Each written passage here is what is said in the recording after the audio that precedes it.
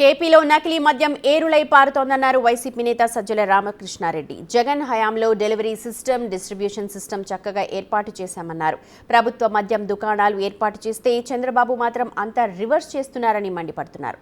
YCP కేంద్ర కార్యాలయంలో party state coordinator Sajjala Ramakrishna Reddy అధ్యక్షతన రాష్ట్ర అనుబంధ విభాగాల అధ్యక్షుల సమావేశం జరిగింది.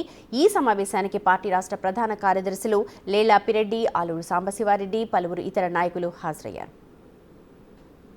కల్తీ మద్యం మామూలు మద్యం బదులు అసలు మద్యం కల్తీదే మొత్తం ఏర్లు అయి పారించే ఒక నెట్వర్క్ అది బయటపడడంతో ఇది వచ్చి మనకు ఒక పెద్ద దీని కింద సవాల్ కింద రాష్ట్రానికి నిలబడింది. గవర్నమెంట్ షాపులు పెట్టి ఎక్కడికెక్కడ టైమింగ్స్ పెట్టి బెల్ట్ షాపులు మొత్తం తీసేసి ఈయన చేస్తే జగన్మోహన్ రెడ్డి గారు, చంద్రబాబు నాయుడు వచ్చేసి మొత్తం దాన్ని రివర్స్ చేసేసి ఇంకా ఈ కార్యక్రమాలు టేకప్ చేసినవి. కోటి సంతకాలు దీనికి సంబంధించి మన టార్గెట్ గ్రూప్ది పూర్తి యాక్టివ్ కావడము, యాక్టివేట్ చేయడము, ఈ రెండు ఫాస్ట్గా జరిగితే అధ్యక్షుడు ఆశించినవన్నీ కూడా మనం నెక్స్ట్ 2 monthsలో పూర్తి చేస్తాం. కల్తీ మద్యం మామూలు మద్యం బదులు అసలు మద్యం కల్తీదే మొత్తం రైట్, చూడొచ్చు.